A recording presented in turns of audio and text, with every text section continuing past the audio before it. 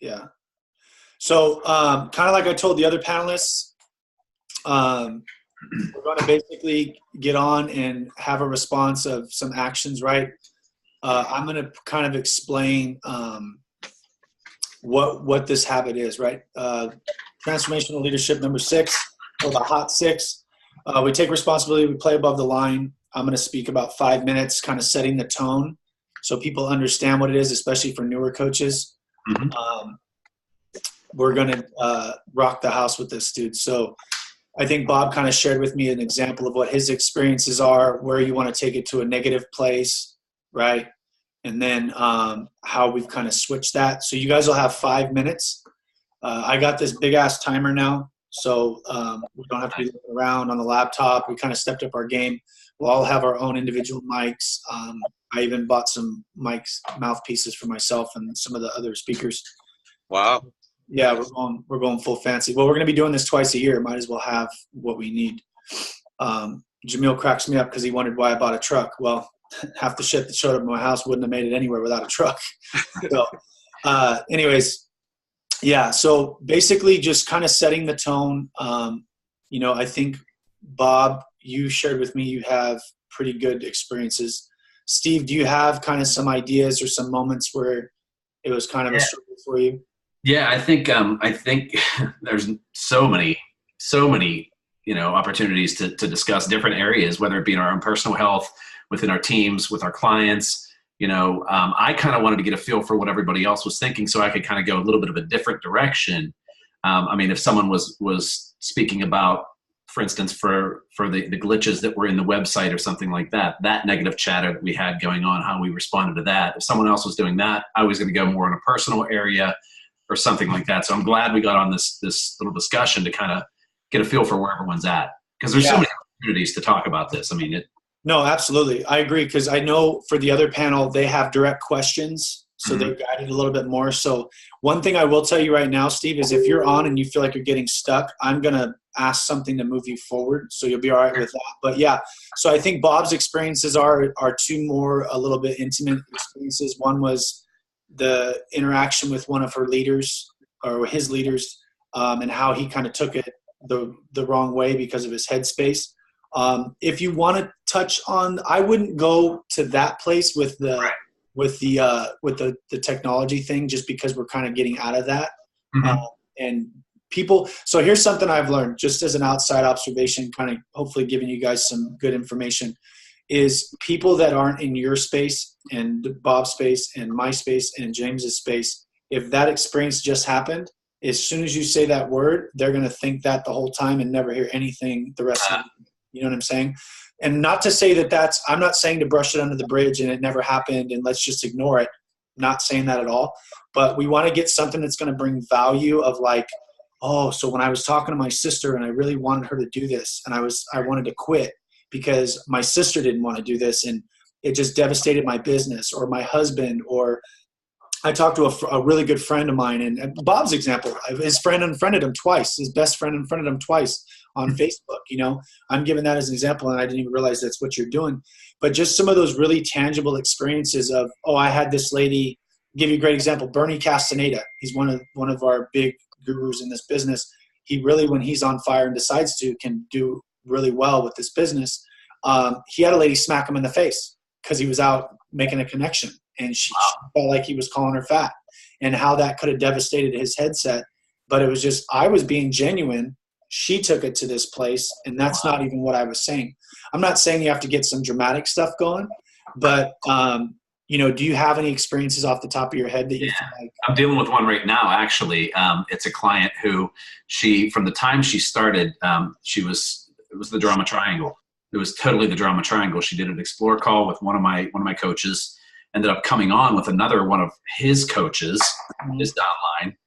And immediately in her first week, she went to our client support group and had negative chatter going on and starting negative dialogue in the client support group. So Brandon, the original coach, reached out to her and said, hey, what's going on? I'd love to be help be part of your support system. She went back to her coach, tried to start the drama between all of them, saying Brandon's trying to get me to switch back to him. all this stuff. Well, now that was all smoothed over. Now she's reaching out to me saying she's not getting supported. Right. And she wants to be a coach. So I actually facilitated a call between all of us to get it all on the table. And she's totally cool with it. And she's like, yeah, I'm definitely into coaching. Let's do it. So it really kind of worked out the best. And I told her coach, I said, she may be a rock star for you. Yeah. If we can get through that negative chatter in her head, come through this strong. So yeah, I mean, I love the video. Justin, just a thought here. Sorry to interrupt you. No, go ahead. What about, and I know where the direction I'm going, but here's another thing that's spinning in my head. How many of us go to that place of being below the line, checking to make sure that our clients are placing their orders, that they haven't canceled? And when they do, what is our thought process? Oh my gosh, what did I do wrong? The emotional attachment. Am I doing something wrong? How many coaches really think about that in their mindset, where we really can take this to the next level of rising above the line and actually reaching out to that client and really digging into their world, breaking down the walls, finding out what their struggles are, and head them in the direction where they need to head. Whether that be out of the program or not, at least now we're being above the line, and when they're ready, they can circle back around when they are ready. I don't know, just something sitting in my head. I think that's a great topic. If one of you guys want to vent that in, or Marie, I know Marie's going to be here in this a little bit later. I think that's great. What I would say though is we're this level where we're at, we really want to touch base on sponsoring too. Mm-hmm. So I totally agree with the negative. Like my thought process is right now is I've been layering this girl for 2 years. Super religious lady, preaches about God a lot on her spiritual side, on her Facebook, has a good following, needs to lose about 70 pounds, talking to her. Had another coach that kind of came in by the flight of her pants and then disappeared downline. I said, yeah, take her if you feel, I really want her to do this. If you feel you can have a better influence with her and she's more relatable. That washed away. Then she came back. She signed up 4 weeks ago. Coaching kit, food, the whole nine, went to the Wednesday breakfast, all that stuff. Then everybody's a question mark, right? So my mindset where I'm at, and I would just revert it back to, she talked to somebody that said I was on my period for 3 months and whatever reason scared this new coach, because she's like, I take pills for my body and just whatever. And at the beginning, to be honest with you, even before that, she was panicking on how much she had to get on a call to do the list of 10 people and send out the text messages. And now she's in all these groups, and I could already see this stuff going. So for me, I totally agree with you, Bob, what you're saying about the not having an order, but I think we need to have experiences of like how I responded to this coach saying, hey, I want to return my stuff. And I said, okay. Versus 4 years ago, no, well, look at, we got the ingredients and that, who is that person? And wait, right?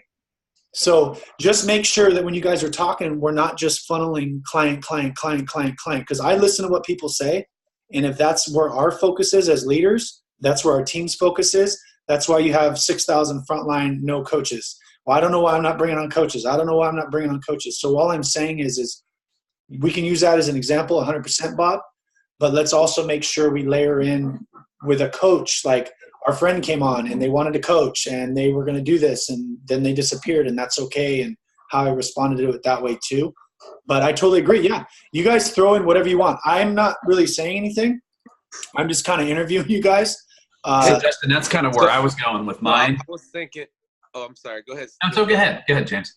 Okay, so and kind of what Bob was saying, Justin, I was going to talk. Well, this is what I'm thinking, and I'll just put it out there: is talking about taking overall responsibility for everything in my business. And I kind of wanted to kind of play on this and touch on everything that happens in my business is my fault. You know, whether it's clients falling off, whether it's coaches, you know, falling off or not getting on the calls.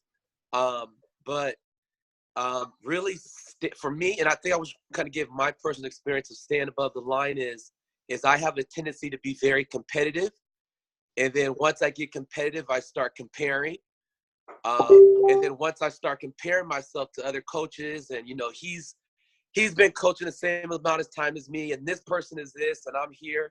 Then I start I start dipping below the line and then start making excuses. And then once I start making excuses, I start playing the blame game. Like, blaming my coach. If my coach had more time to get on calls with me, if my coach wasn't so booked up, and then even personal, like if my wife would only just help me do this, I start blaming everything outside of me on reason why my business is not where I want it to be.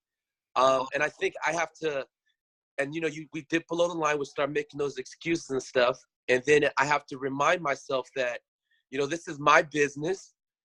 I'm going to do this whether my coach is going to be available, my wife is going to be there. So I kind of got to remind myself it's my responsibility. And as long as I stay above the line, I don't come up with those different excuses and start blaming and comparing. I think that's kind of what helps me, stay in action and just have that more positive mindset above the line. Perfect.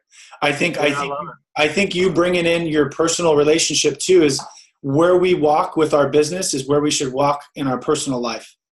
Because I have the same thing. I'll be real with you guys. I had the moment last night. I got into a really low below the line in my head, and I didn't want to talk to anybody yesterday. Just because I was like, it happens, bro. I've been doing this 6 years, right? But you got to think like, well, if my wife this, or if I did that, or if the kid wasn't born right now, we would have hit integrated presidential, like all this weird stuff, right? I missed the cruise. Stuff laps up even in this part of your business. So I think that's great, James. One thing I wouldn't say is if clients fall off, it's my fault because we don't know what clients are going to do. You might check somebody out with that because people beat each other up. What could I have done differently to keep the client on, right? Gotcha. So besides that one part right there, I think everything else is amazing with bringing your personal experience in with with all that. That's perfect. Yeah. I mean, what you said, if you just verbalize that, but don't necessarily remember this is a relationships building business. So it doesn't need to be my business, my business, my business. It can be my business, my personal life, my business, my personal life, my business. You know what I'm saying? Because part of your personal life and your spouse is what affects your actions in your business, right?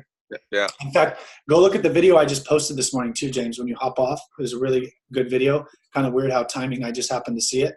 But it was a good video. I just posted like 3-4 minutes. A gentleman talking about comparative realities. It was really good. Okay. So Justin, with regards to the sponsorship aspect that you were talking about, that's kind of where I wanted to head with that example I just gave about that difficult client. And now she's going to be coaching. The old mindset I had was she's difficult. She's stirring the pot. She's a shit stirrer, for lack of a better term. I don't want anything to do with her. We don't want her on our team or anything. But when you pull yourself back above the line, you recognize that she needs a healthy mind. So there's a need there. Mm-hmm. So instead of chastising and branding her as nothing but trouble and avoiding and feeding into that drama triangle, recognize that there's a definite need there. Mm-hmm. She's got so much room for growth in that particular area. So then incorporating the whole entire team and also then lifting your own team up to bring them back above the line as well. So everybody is now operating up here as opposed to divide and conquer, kind of separating everybody. Yeah, I think that's great. Bob, I would definitely, and I'm not saying not to bring up the client side. I think you cover that with how a client responds because it can relate to people. We are doing special invites for some people that can't qualify, so they will be in that mindset. James, you're touching base on that part of the business. Steve, you're really correlating where the community is kind of important of how you brought all those coaches on together and did that. Yeah, I think that's awesome, man. I'm good with that. I don't think I'm even saying anything other than just kind of setting the tone of what we play above the line really is. So cool. And then also, just so you guys know, Bob, you'll be piggybacked with me anyway, so it doesn't matter. You're kind of stuck at my hip Wednesday. But Steve, we're going to be probably just putting everything together Wednesday night. I was telling the girls on the last call, just come in, kind of see how the stage is, where you want to sit for your time, of what that looks like, and maybe take a few minutes to visualize how you want to present and stuff. Same with you, James. Wednesday night, if you're down there, just kind of come in and kind of see what everything looks like, how the lighting is, kind of visualize what you want to say, where you want to sit. Because I think that sets it up for how you feel everything is going to go. Dave Blanchard. Hey, yeah, go ahead. I might have misread it, read it wrong, but I thought I saw that as far as where we're going to sit. Jamil had said that we're going to be in a certain order from the speaker to you. So do we already have an order of where we're going to be sitting? Yeah, so you're going to be, if I'm the back of the stage or I'm on the stage, you're going to be on this side in that section. I think there's going to be speakers on that side. Yeah. Okay. So you'll be on now I'm facing the stage. We're going to be on the right. Okay, but I mean, as far as like our order, I think he even had our order of where we're. Yes, yeah. You guys are going to go up because I think it says speakers sitting closest to facilitator. So Bob, you're next to me. James, you're next to Bob, Maria, and then Stephen. So Stephen, you'll be at the end. Backwards, Maria, James, Bob, myself. Okay. So Yep. Stephen, you're gonna close us out. Yep. Which is good. I mean, what he's saying, what you're saying right now is perfect. So now at least you guys know what you're going to say. Marie, she got an idea of what's going to say on here. As far as what she wants to say, she brought a lot of people to tears last time. I was excited for her sharing. It was really good to see. She's been like and I'm saying this on here, even though it's being recorded, like I'm talking to you here, but she was like one of the first coaches I hung out with. You know what I mean? It was kind of cool. Her and Trisha, Carrot Top, the two ladies, when I first came to Kim Fisk's event, they were like the first two coaches I kind of hung out with the whole weekend. So kind of cool to see her and where she's at too. So cool, guys. Right on. I like your symbol on the back of your truck, Bob. That's a tax write-off. Good job, dude. You like that, Ro? Yeah, well done. That's what I'm talking about. I'm trying to get an RV right now and write that bad boy off. Drive up to your guys' house. Wow. There you go. Yeah. I know James is going to be like, hey, we haven't hung out in a while, but I know you need help washing that thing. I'll be on my way. Yeah. Cool. Steve, where are you located, by the way? Pittsburgh. Pittsburgh. Okay. Oh, Yeah. that's your Bob, Josh Bomba's buddy with the Steelers. Yeah. What day do you fly in? We're flying in Wednesday. There's actually 7 of us all flying in together from the East Coast. Oh, sick. Cool. What time you guys get in? I think we land at 8:50. We leave here at like 6 in the morning and land there at like 8:50 or something. Yeah. So we got the whole day. So if you guys need any help with anything, I'd be happy to come help out. You know, if there's anything specific you guys need. I know our team was going to get down to Huntington Beach, I think, and some other things, some touristy type things. But if you guys need help with anything, I'm available for you. I mean, I'll be there. Well, you're going to be in there in the morning at 8:50 p.m.? Yeah. Oh, perfect. I thought you were talking about nighttime. I was like, everything's going to be done by the time you show up. No, that's great. No, I think that's cool. Kirsten, I just got off with Kirsten LaValle and then a couple others there. We're going to get down to the hotel at around 11 and kind of mapping stuff out, maybe have brunch, chat. I got a truck full of crap. I was going to do the Wednesday breakfast because I didn't know if coaches would want to kind of come experience that. But I feel like nobody's going to really be at that anyways. So, James, in case you decided to show up, don't go. Just kidding. But I think we're just going to do breakfast because then I'm going to have Don and Bob with me. Don Schumann and Bob are staying with me Tuesday night. And then Wednesday we'll probably just get up, have a cool breakfast around here. Gabe wanted to have breakfast with some of the coaches, and then we'll head down, be there at about 11. So, yeah, I mean, we'll be there pretty much all day doing whatever. All right, cool. We got a VRBO, like I don't even know how far it is from. It's not real far from the where we're having the event. Oh, cool. Perfect. There's like I think 10 of us staying there. Nice. Right on. Well, they upgraded me to a suite.